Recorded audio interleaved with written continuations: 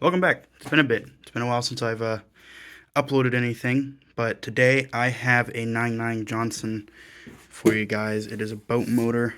I'm hopefully in this video going to clean the carb and then everything like that. And then hopefully at the end of the video, which will be probably tomorrow, I'm going to start it because I got to get some muffs for it so I can start it, or I'm just going to find a barrel outside or do something that way so I can start it up. But I'm going to go through the carb and clean it. The guy I got this off of, I'm working on it for somebody. He just said that it doesn't start very good, so I'm just going to go through the carb, see if that does it. If not, then we'll keep going and we'll look at it more. But today's video is going to be a carb clean on a 99 Johnson. So let's get into it. Okay, some of the things we're going to need is going to be some two-stroke marine engine oil, some carb cleaner. This is something that you can use. If not, this is just a two-stroke quick mixer. You can use this. You can get this at your local bike shop, but you can mix pretty much anything. You got 100 to 1, 50 to 1, 40 to 1, 32 to 1, and 24 to 1 all on that. So you can do that. And then the last thing I have is, this is brand new, but this is for fuel. This is a tube, so you can put the engine. You can have a little external gas tank to hook to it, because these things do not have a built-in gas tank. So this is what this is for. It is a little external gas tank, or it's a hose for an external gas tank. I'll grab the gas tank and show you what it looks like.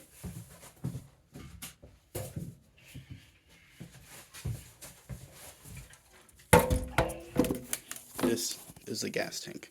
So this gas tank is a little bit older. I'm going to go through and clean it just off camera. It's just got a lot of sediment in it. This is from the guy. All this stuff is from this guy, other than the carb cleaner. Carb cleaner I bought. Everything else is not. Obviously, I'm going to charge for this process, and I will go through and break down how I'm charging for this. Go ahead, and if you're starting a project, go ahead and timestamp when you started, which I'm starting this at about 9:30. I'll go ahead and tell you what I charge, which is very cheap, but I'm just a small little business here, and I'm not even really a business. I just do this kind of sometimes here and there, but I just charge $30 an hour, because when I worked at Steel, that's what we charged in my area. For bigger stuff, I might charge a little more, like $55 an hour, but for something like this that's small, or like anything like a chainsaw or a blower, those I'll charge all $30, and then anything like these sizes will be like 55, anywhere from 55 to some shops will even charge up to $90 an hour to $100 an hour. So okay, now I'm gonna go ahead and show you guys what I'm doing here. Up right to this half mark right there, and that's what I got the gas tank filled to. I have half a tank in it. I'm going to go ahead and put in this. Like I said, this is just a marine two-stroke. It's two-stroke oil for marine systems. It is a semi-synthetic blend, so that's why I think on here, since this is an older one, this is like from the 70s, I think.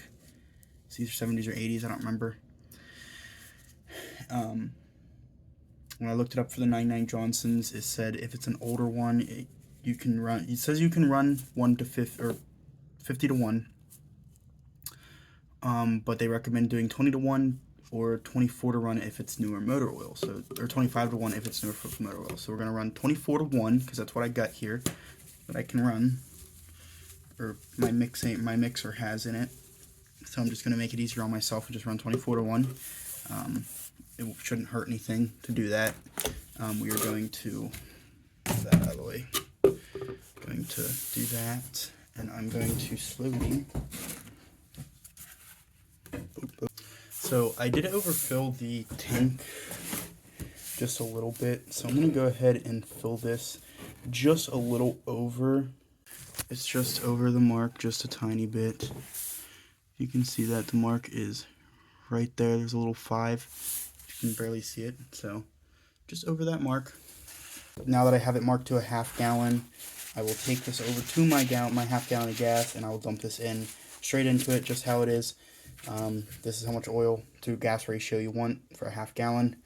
Take this thing off. There's a little switch up under the back. I don't think I need to really show you guys. You can just feel up under the back of the motor here. It might be a little bit stiff. Kind of just pull down on that. It should go straight, and then pop this hatch or lid or whatever the hell you want to call it forward. And then now we are at the main engine. Let me go ahead and turn this towards you. Okay, so they're a quarter. I kind of forgot that this thing's probably American. Probably built in the United States. So metric stuff doesn't work. So metrics is probably bigger. I mean, there would have been a metric if I had, but I don't have a 7 for metric. But I have a standard. So that worked fine. Okay. I'm going to set out a little rag here, just off camera, so I can have these bolts just kind of laid out for, just have somewhere so they don't roll. Now this cover should just pop right off, and I feel like there probably should be like an air filter or something in there. But I don't, yeah, there probably should be an air filter in there. Why is there not an air filter in there? I will look it up and verify that. And either Satanist, get a bigger.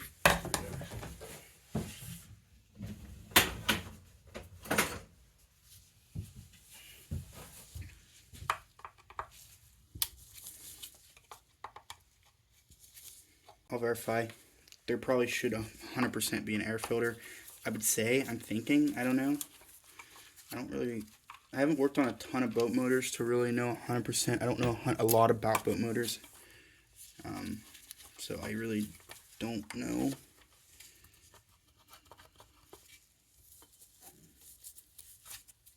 Pull that out. Pull this guy up out of here. Hi, buddy.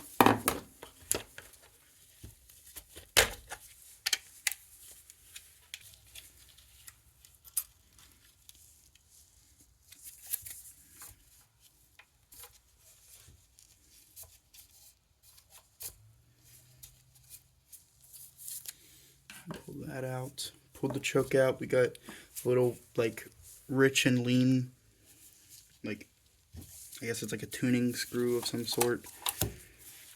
And then gotta see how all this shit. So we got a little thing, a little spring here that must come out. I'm gonna flip that back now. Okay, so I looked it up and it says this shit's gotta come off. So I gotta pull off this starter. Or this recoil, whatever you want to call the thing.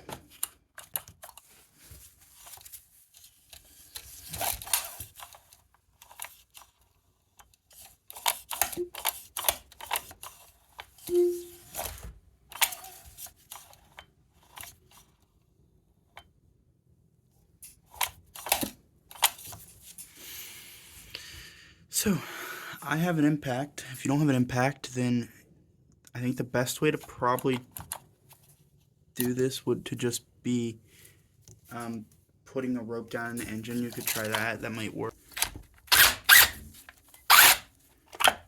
There it is. And I'm going... I don't know if I'll be able to save this or not. I might just have to run these, which I'm pretty damn good at because I've done it millions of times.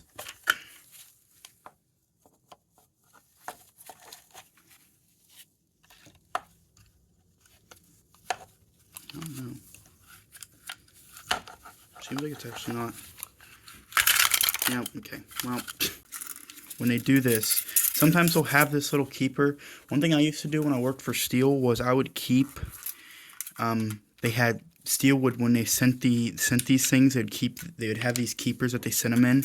Sometimes they wouldn't, but sometimes they did, and I would just keep one at my desk and I would use it all the time to redo these. But you can do these freehand. It's not easy. As long as it's not bent and destroyed, you can reuse these. I've done it before. You just have to fold them in. If you have one of these, you just keep working your way around it and keeping pressure on them. And you just keep pushing it down inside the cylinder. Just keep keeping pressure, and you will eventually get it. You'll work it down into.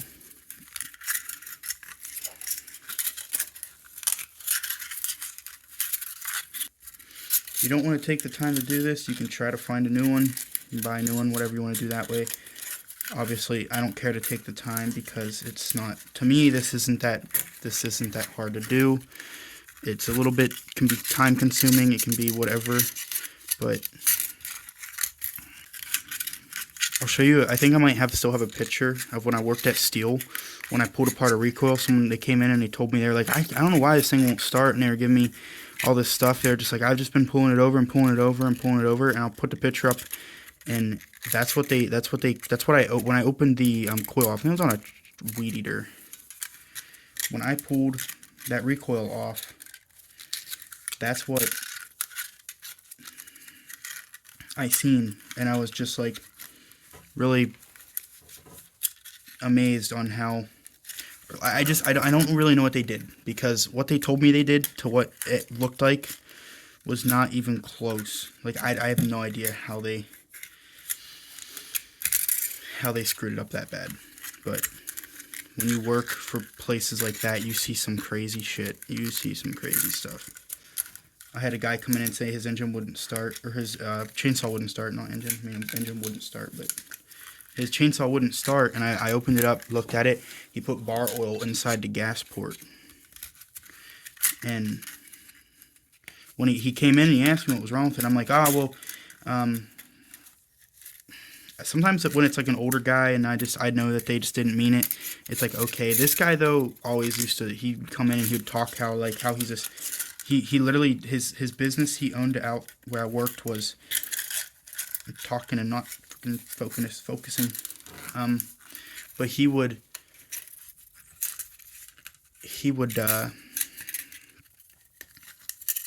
owned this he made furniture and like just woodworking stuff, but he would go cut his own trees and stuff. So, you know, when they're like that, they always talk about how they're usually pretty good with their chainsaws and they know what they're doing and stuff. And he would come in and he would talk about that, and it could have been as simple as he just didn't realize and he just accidentally did it. But when I told him that, he just looked at me and said, "No, you did. You must have planted that." And then he wanted a freaking refund on the chainsaw, and he was kind of just being an asshole about it. And I just told him, I'm just like, listen, dude, I literally always, before I start a chainsaw, I always check I always checked if the bar oil was topped off and if the gas was topped off. I just went through it and looked, and I always check like the mix of the gas. And when I went through it, I know as soon as I opened up the gas port, there was a thick substance in the gas port. So I had to rinse out. And I went through and I ended up like changing the air filter or the gas filter, because obviously it was clogged with bar oil. So obviously I changed it out and stuff, and I just like told him, I'm just like, hey, this is what I found. If they know, if you don't, I'm like, you either pay or you just go out. This thing isn't under warranty.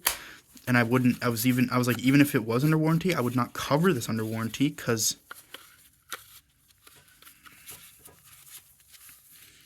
it just was not a warranty thing. But yeah, so that's it. Put the spring back in, and then I'll do this recoil stuff in a moment after I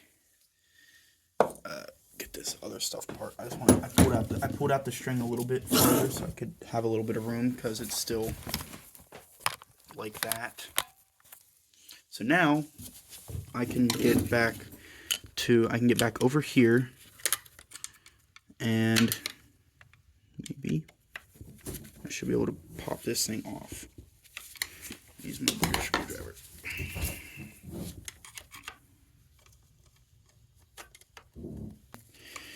And that was all I had to do, but So it's not honestly that hard. It doesn't take much. And just like that. Watch, there's a washer on the back side. And then we'll drop that washer back on that back side, and just like that. Shit, did I not? Yeah, okay. So just like that, there's a washer on the back side, screw. I'm going to keep those together. I'm going to lay them back here on my towel that I have laid out with all my parts and stuff. And then we will go ahead and loosen this other side over here. Now that we have that off, go ahead and loosen that puppy up. Now we can get these nuts off.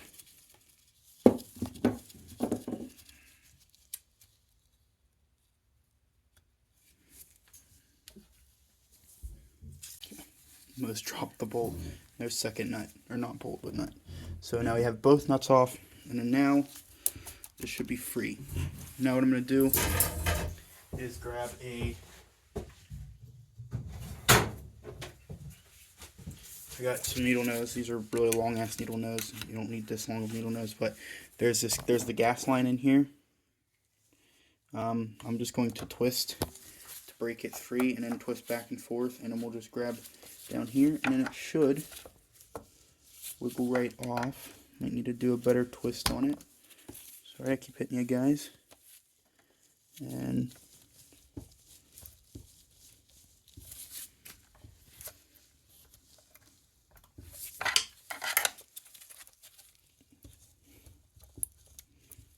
maybe. Okay, there it comes. And there we go. Now the gas line is disconnected. And then now should be able to just wiggle that up, and pops right out of there. And there you are. Now the carb is out. That I'm going to verify these gaskets. What you can do to verify these gaskets, just make sure they're decent. This one looks actually really good. It looks like they may have had this carb off, because this does not look original. This looks really good to be original, unless this boat motor's just not been used that much. Put it up to your light. You can verify the same thing how you can verify a diaphragm in a carburetor. But yeah, there you go.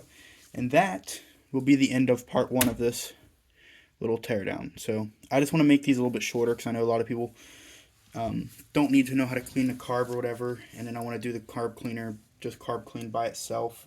And then it's shorter videos I'll come about each day. It makes it easier on me. So that's what I'm going to start trying to do. My little assortment of stuff. What you can also do is, like, this thing can go back together. I'll verify if this has a filter for the next video. This is that's that little thing that goes here, so I'll go ahead and throw that with that. I just kind of organize parts like this where I keep everything together. This thing goes over here, sits. So I'll come back out here tomorrow. I did tear down the 80. I told you guys that I was going to make a video on it. I was going to, but then my girlfriend was here, and I was just like, you know what, we'll just tear it down real fast. I didn't really feel like filming. I just wanted to tear down something, and I've done all that. So it's all tore down. I got to get parts for it. But yeah, I have a couple projects to do. I got a tiller. I'm going to do a tiller here for my dad. And then his zero turn just broke down on him. And he can't get it started because he needs to mow the grass. So I have a truck that I want to work on. Don't mind my shoe. I have baby powder all over it. That's what's all over my floor too. Don't mind that. It's just, don't mind it. I had an incident. But yeah, I got my truck, a shackle on the driver's side snapped. So I bought new shackles, and then I have a blower motor. So I'm going to do 2 videos on that, just because I feel like it. I'm going to do car content once in a while. I'm not a big car person. Or I am a big car person, but I'm not like a big, like, I don't know a lot about cars like I do about small engines and stuff. So I'll do some little small odds and ends and like things like that I can show you guys. I hope you guys enjoyed part 1 of this. Like I said, this is what I'm going to start doing, is doing parts. So this is part 1. So yeah, I'll see you guys in part 2 here in the next few days probably. I don't know what an upload schedule. I kind of want to make one. Let me know what you think. I'll do it. I know I don't have a big audience, but as long as I'm helping one person, that's all that matters. So I'll see you guys in the next one. Peace.